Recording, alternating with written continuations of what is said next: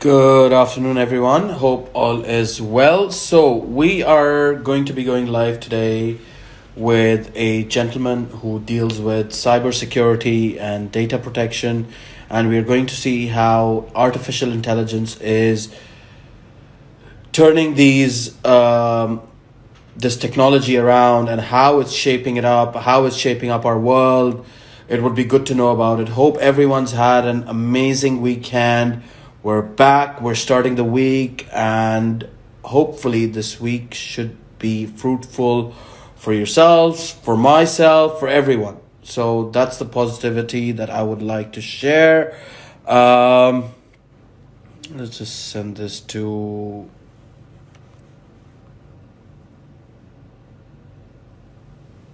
Here we go.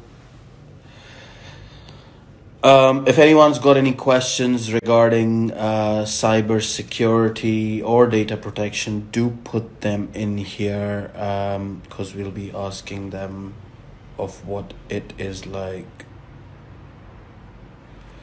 Um, here.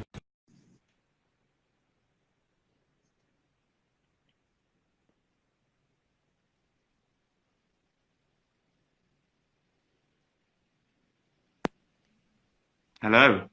Hi, Harry. How are you today, Murtaza? Are you well? Good. And yourself? Yeah, really well, thank you. I'm glad to share some time with you today. Super. Thank you so much for coming on. The whole reason I do this is to share knowledge and positivity amongst the people out there, to take that on board and remove all the negativity from their thought process, whatever they may be going through. So, thank you so much for joining me. It's a pleasure to have you Thank on. you. Thank you. Before we get the conversation going, if you can introduce yourself as to who you are and what Yeah. you do, and then we can move forward. So, as Murtaza mentioned, my name is Harry Hamid.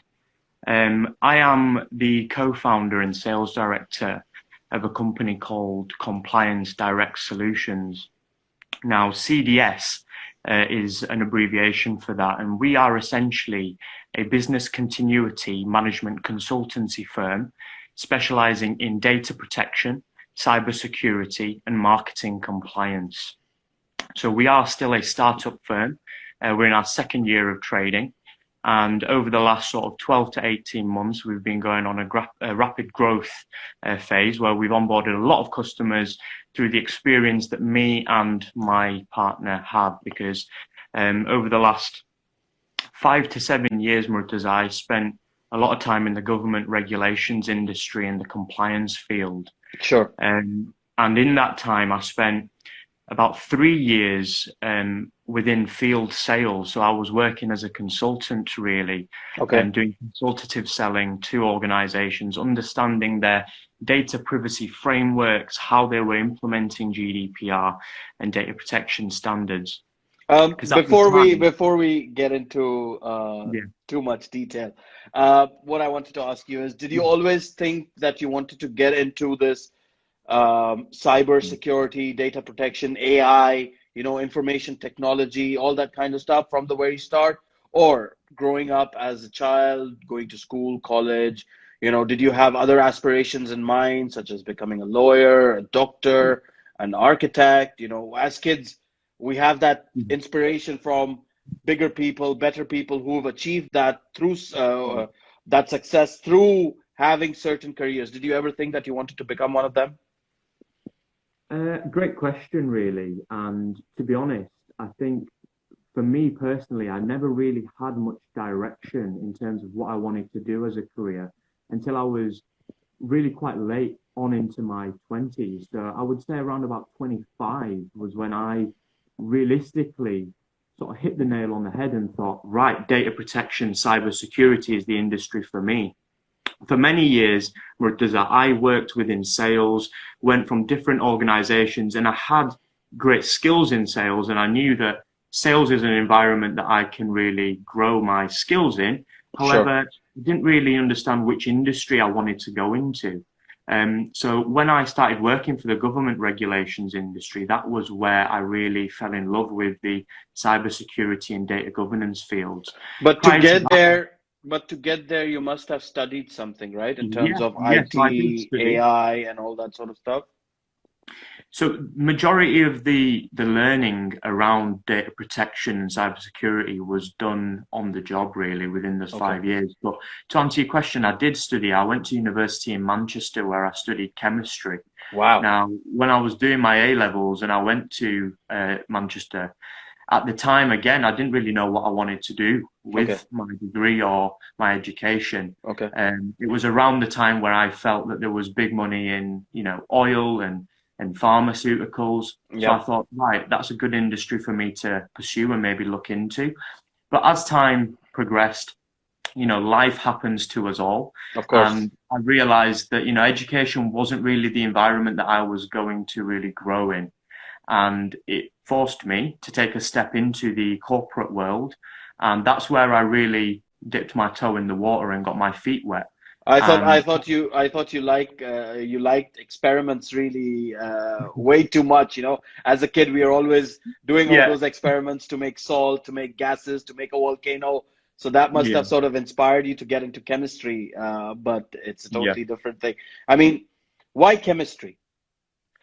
Um, I The reason why I picked chemistry again was because I always had an interest in the sciences, whether that was physics, whether that was biology, or in this case, chemistry. Okay. And when I was growing up and doing my A levels and GCSEs, I come from a line of people who are academics, people who have, really thrived and grown within the academic sphere. Sure. So I was always given the benefit of the doubt in terms of these are the industries which are going to be growing in the future, and these are the industries that you should be looking into. Yep. So I had the right mentorship, and that was, primarily down to my father, Okay. who gave me the mentorship to say, look, Harry, this is the route that you can take, and these are the different fields that you can grow or pursue.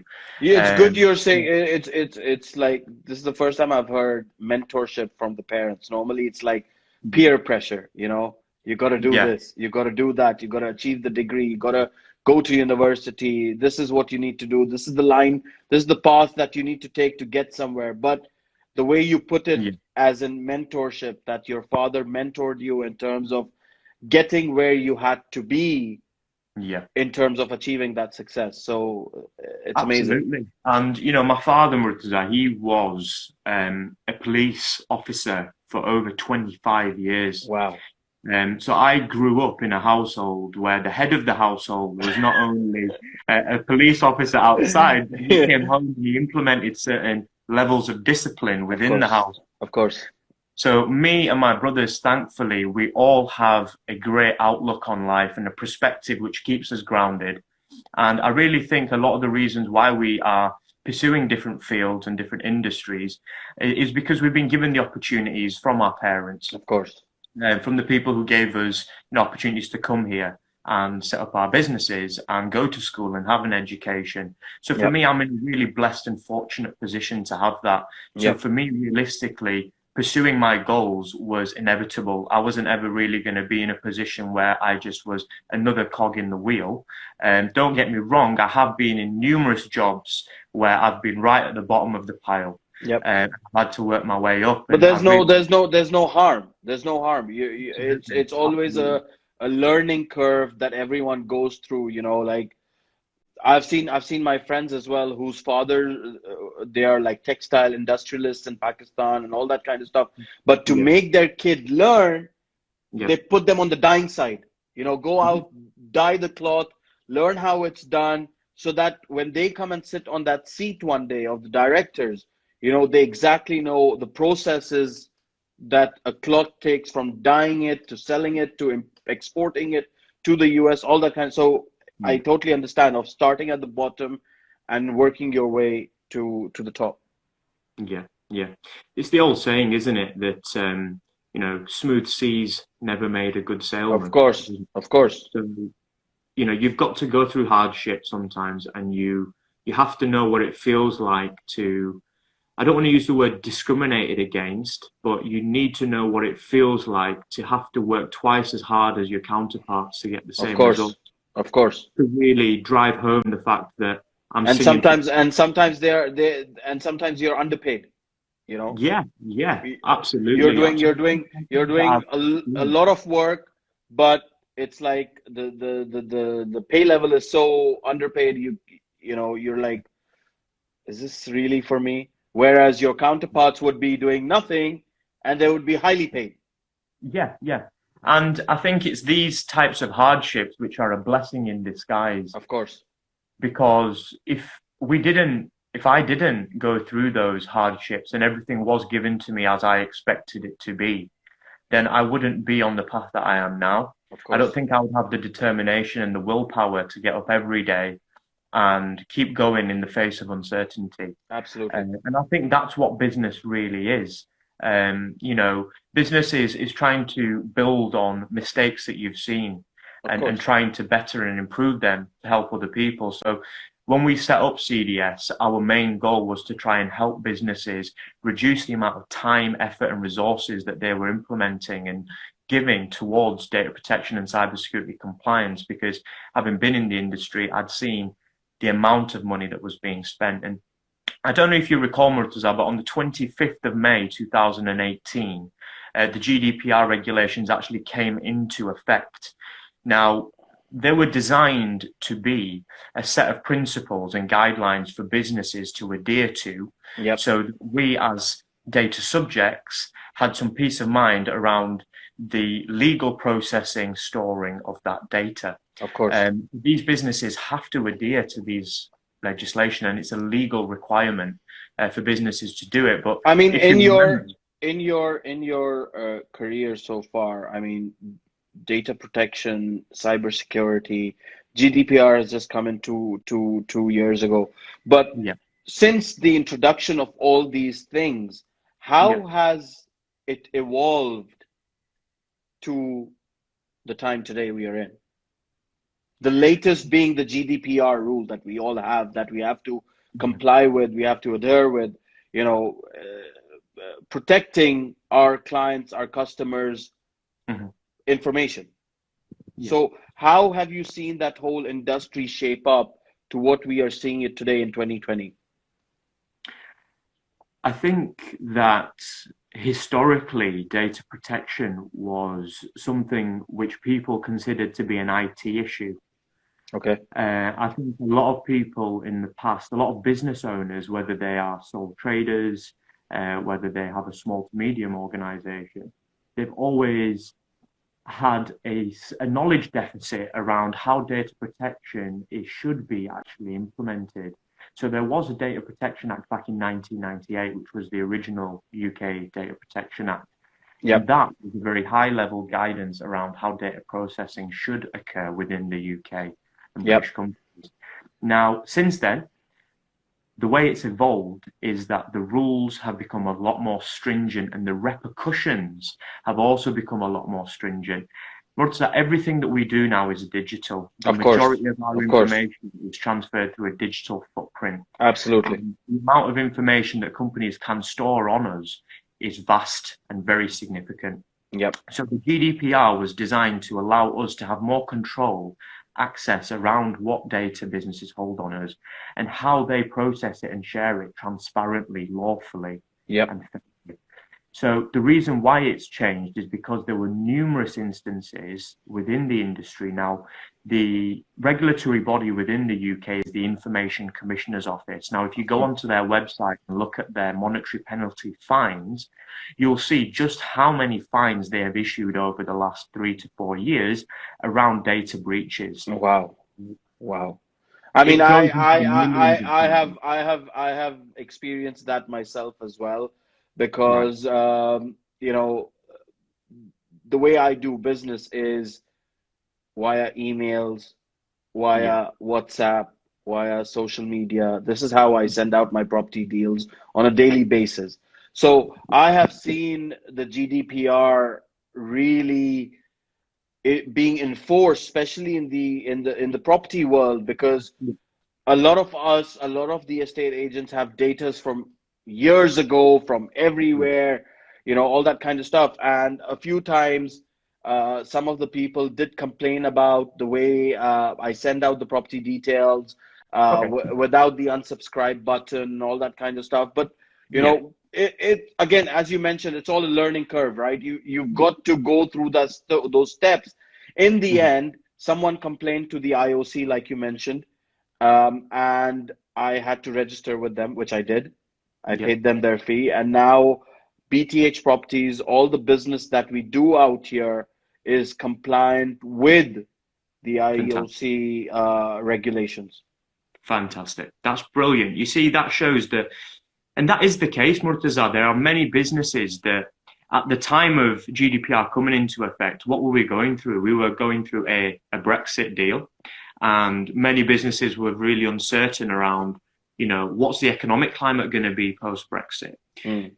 We finished that era of those current affairs with Brexit and the bad economy, and we've gone straight into a global pandemic, which has Yep. then had another knock-on effect in terms Yep. of how businesses operate. So Yep. there's a massive proportion of businesses that, for no fault of their own, are behind the curve Of course. of implementing GDPR Of course. compliance strategies.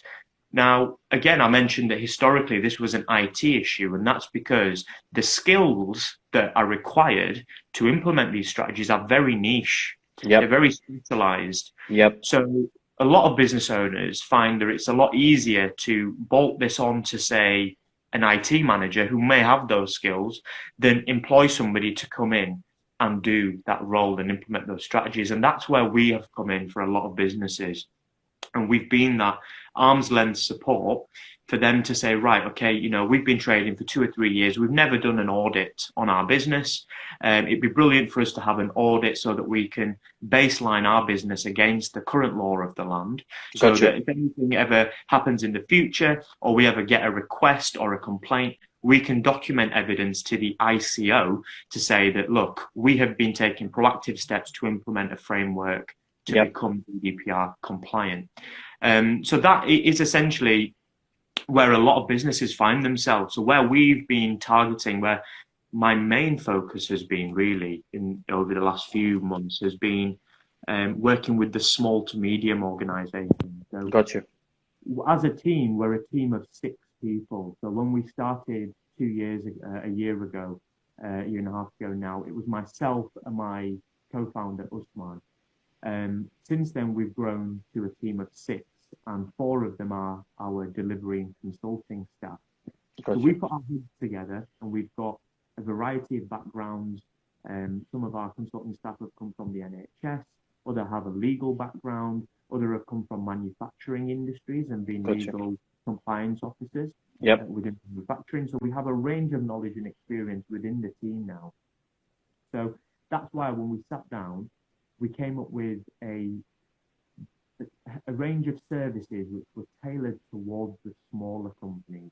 Gotcha. In my experience, many businesses have been priced out of GDPR compliance because of the fact that big companies like KPMG, like Deloitte, like IT governance. I mean, this is what it is, right? I mean, already there are so many rules and regulations for companies to follow. And Yeah. when it comes to larger companies, they instantly take those steps because they have the funding, they have the skillful employees in the company to take those actions. But when it comes to smaller companies like myself and like other businesses as well, it's not that easy to sort of comply yourself with GDPR instantly. Okay, yes, there was a whole when GDPR, for example, came into being, like you mentioned in 2018. Everyone was sending those emails saying subscribe, unsubscribe, GDPR, all that kind of stuff. Even on websites, when you go out today, they always give you that option of accepting cookies or declining cookies. That wasn't there 2 years ago, but now it's so intense that you have to think 10 times or maybe 100 times before you send one email or one document or a marketing material, all those kind of stuff. Just in case someone comes back to you and says, you're out of your regulations out here and we're going to complain against you, and you will have someone coming chasing you up. How can smaller businesses take those steps forward so that they are regulated, they are compliant with what the government wants them to do, yet not breaking their bank balance?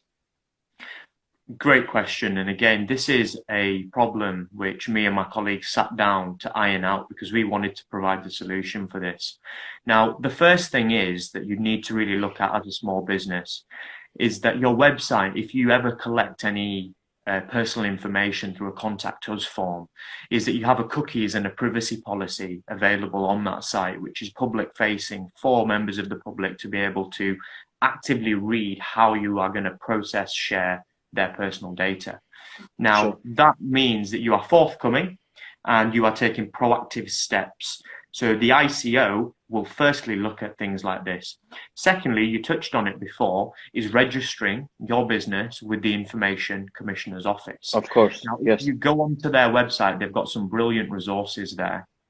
It's a self-assessment questionnaire, and it's for any self-employed person or business person who wants to basically eliminate themselves from registering with the ICO. There are some instances where you don't have to register, Okay. but in the vast majority of cases, you do have to register with them. I mean, even if you don't have to register, would you recommend them to go ahead and register with the ICO, and so that anything happens, you're protected? Yeah, so if they are not required by the ICO to register, I wouldn't recommend that they go and register anyway. But what I would recommend is that they still implement the right policies and procedures and frameworks internally. Gotcha. So you would still need to have the right privacy policy or cookies policy on your website if, for instance, you were collecting people's information. Another example may be, and this is a little bit more tailored, but you know, if you were a sole trader and you are a tiler or a painter and decorator, you are still collecting personal information from the clients that you go and service. You may, for instance, have a website. Now, if you are a sole trader and you have a website, again, it's beneficial for you to have a privacy policy and a cookies policy on your website if you are giving cookies or you are collecting personal data. As we scale this up, and we find, you know, if you're a company between sort of, you know, 5 and 25 members of staff, there's a lot more policies and procedures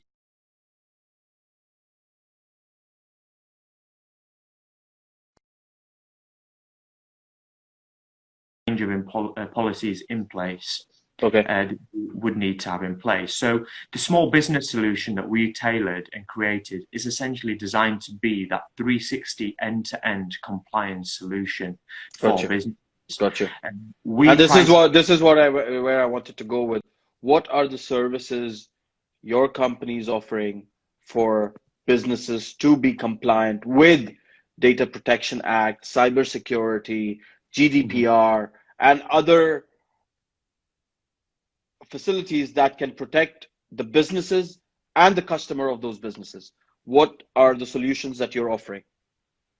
So as I touched on briefly there, the small business solution is designed for small to medium companies. So anywhere up to 25 members of staff. Now that is the end-to-end compliance solution for small businesses. And the way we have commercially priced it is that it's under £600 a year for businesses to outsource their compliance to CDS. And this is specifically for the smaller businesses because we wanted to add the value. Now, a lot of our work actually comes from the bigger clients. You know, we work with multinational housing associations with thousands of properties across the UK. Now, if they want to implement a GDPR strategy, it's going to be a lot different to a smaller business. So we offer, to run you through the services then. But isn't the housing association a government body itself? It's not a government body. It acts on behalf of the government. Yeah. So, I mean, wouldn't the government... Yep, sorry. Required to comply with the GDPR regulations because all of their tenants have rights as data subjects.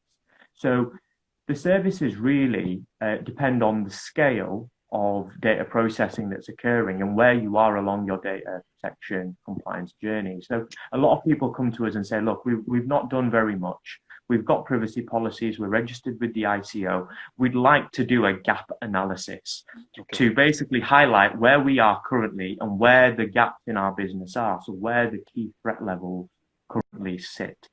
So that is generally around about a 2 or a 3 day piece of work where we would send a consultant on site to implement the audit and then come back to office and put together a document RAG rating and highlighting the key areas of risk in relation to the law. So we would baseline you against the law and say, this is where you are currently compliant. These areas are where you are inconsistent. These areas are high risk areas that you need to look at because there's a potential for a breach there. And do you help them out with the high risk option, the high risk review that you give to them? Do you help them out on how they can get this to a lower risk? Yeah, so once we've given those recommendations within the report, we outline the recommendations in terms of these are the steps that you need to take to get all of these areas to compliance. Gotcha. And then post that, we also offer a service which is more consultancy based. It's a deep dive or remediation work where a business owner may come to us and say, look, you know, we would love for you to essentially help us implement this. Gotcha. We don't have anybody internally with this skill set, so it's more beneficial for us to let our resources focus on business as usual and what they're good at. And we bring you in to come and implement these strategies to get us up to compliance so that we can then focus on business as usual and maybe have you as a, you know, an annual retainer. So once a year you come and you just do a refresher, a checkup of the policies, make sure current affairs haven't affected anything.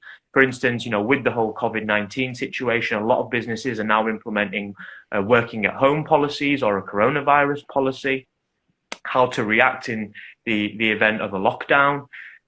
So there's always, so it's about keeping at the forefront of this and making sure that you are embedding good and best practice.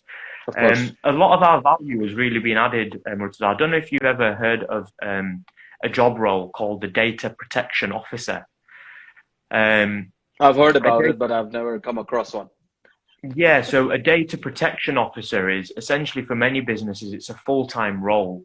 And the data protection officer reports into the highest level of senior management within a company. And they are there to essentially guide and advise the board on how data protection and GDPR is being implemented.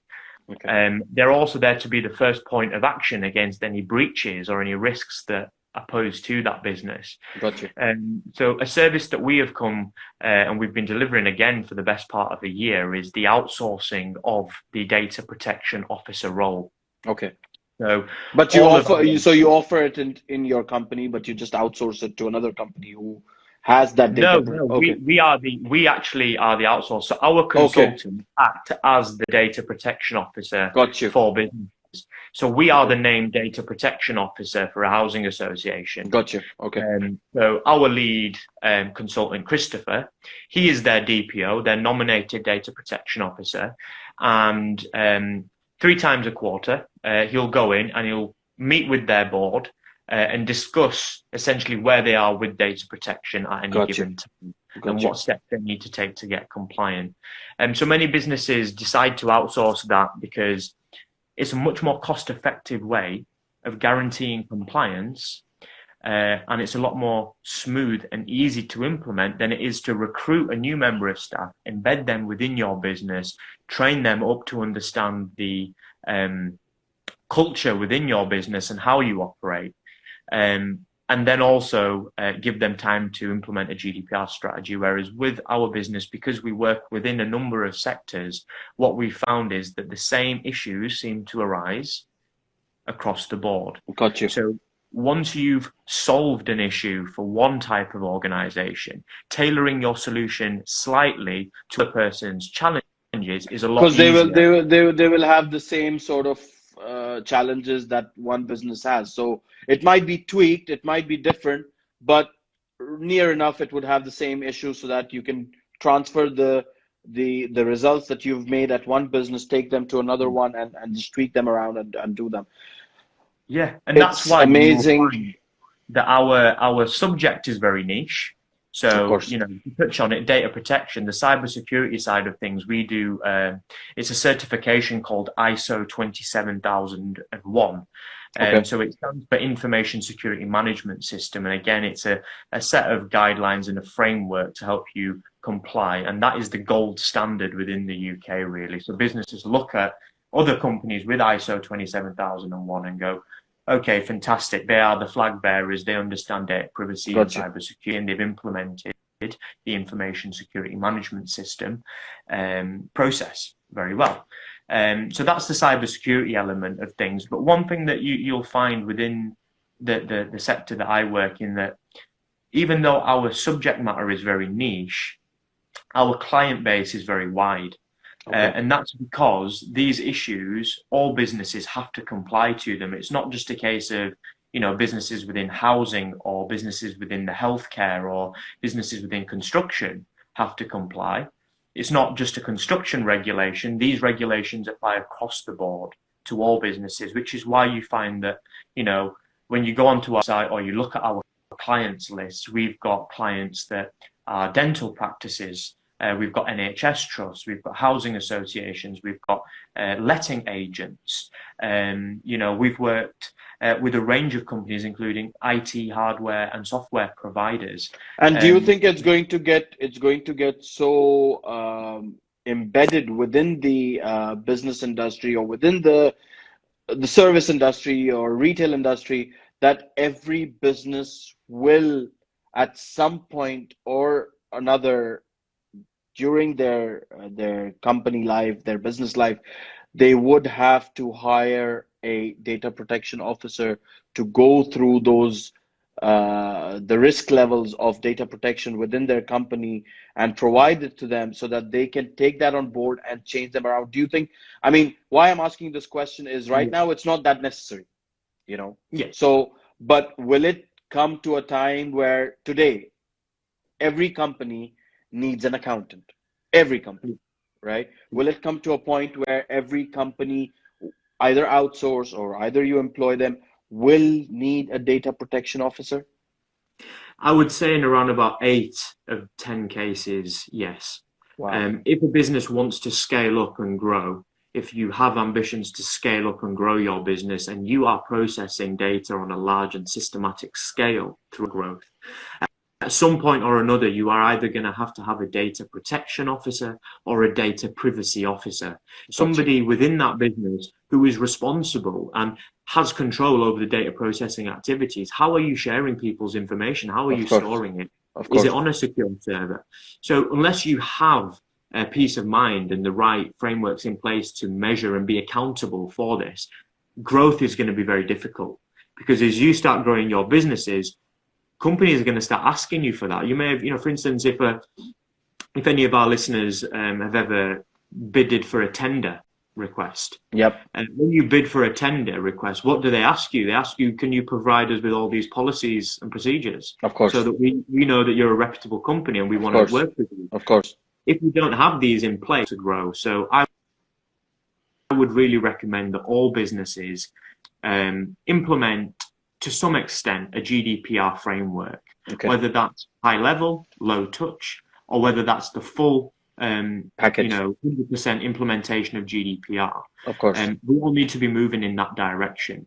You know, we only need to look at the news to see the number of cases over the last few years of how our personal information has been missold. I mean, you always hear that, right? When we had that big fiasco at BA, we had a telecom company involved as well, all that kind of stuff. So, you know, there is that breach of data happening every now and then, even though, I mean, before the GDPR rule came intact, there were those data protection acts that were introduced, and companies were compliant to all of that stuff. But then again, you had those breaches. So how are companies going to stop themselves from breaching all these data protection acts to be compliant and not to have those instances where data of millions was leaked to anyone and everyone from the public? I think that it needs to come from senior leadership. It needs to come from the highest level of leadership within the businesses, and they Okay. need to be taking some accountability for their organizations. Of course. If you don't implement a GDPR strategy and you're not accountable for how you are processing information, it basically shows a lack of regard for people's information and people's security. Yep. So realistically, as you are in business, you need to be implementing the correct strategies and frameworks if you Of want course. to keep up and growing. Absolutely. To me, I think it shouldn't be a matter of choice. It has to be mandatory. And thankfully, these requirements and these legislations come out is mandatory. So you have to comply with the Data Protection Act. Absolutely. The GDPR. And if you don't, there will be monetary penalties. Now, the best way to comply and the best way to prevent these breaches from occurring is by having a proactive attitude to implementing compliance rather than a reactive one. Of course. Rather than reacting to an issue that occurs, be forthcoming and try and educate yourself about what processing activities will be occurring and how you can protect that information. And in many cases, Murtaza, it doesn't break the bank. We're not spending, tens of thousands of pounds here on compliance. Yep. We're spending maybe, within the hundreds of pounds up to a few $1,000s on implementing the right framework. And once of course. With that, as a business, we can really then run with it. Yep. We as a business to then start championing these changes and implement them as we grow. So I've worked in industries where people have charged companies, thousands of pounds to just sit down on the table to have a discussion around what changes need to be made. So when we stepped into the industry, we wanted to say, look, this knowledge, we should share it with business. Absolutely. It's all about sharing. It's not just about selling, right? It's all about making people aware that, look, we are here and we can sort out your business. Let's say in your particular instance, it's about data protection, cybersecurity. We can sort that out for you. Come and have a chat with us and we will share of how we can make your business compliant to these rules and regulations which are introduced by the government to protect any individual on this planet.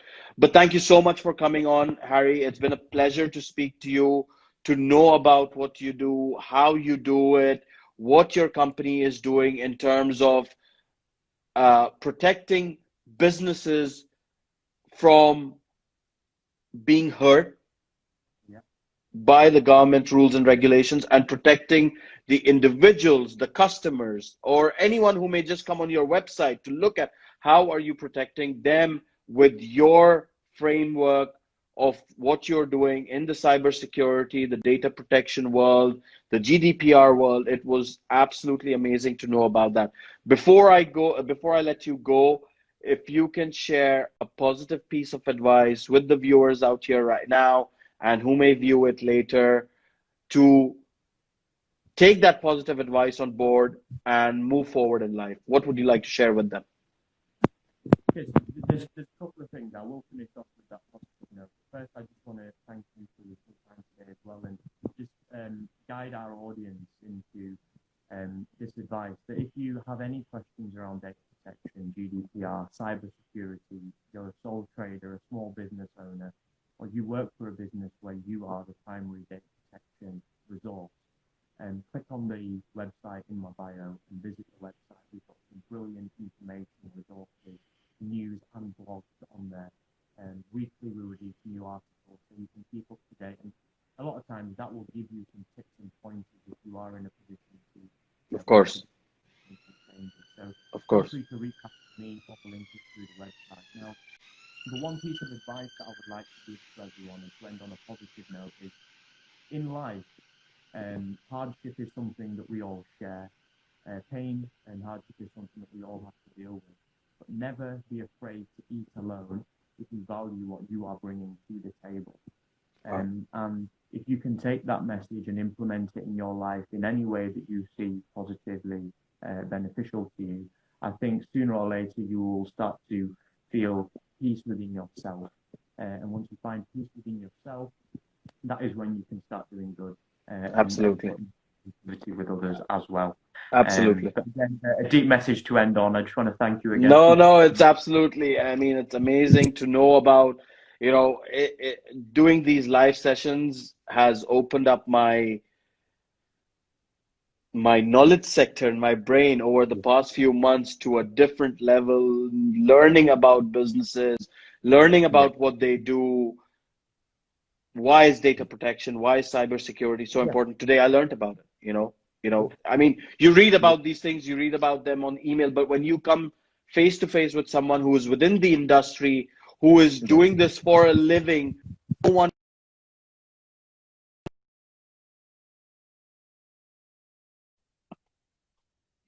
how to protect your business and how to protect your information from businesses in terms of data protection. So thank you so much for coming on here. It's been a pleasure speaking to you, and hopefully I will contact you someday or the other for getting this data protection audit in my company.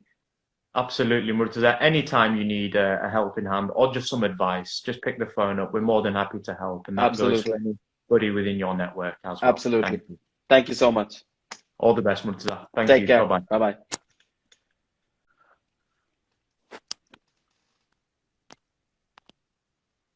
So that was Harry Hamid from Cyber Security, who deals with data protection, cyber security, GDPR.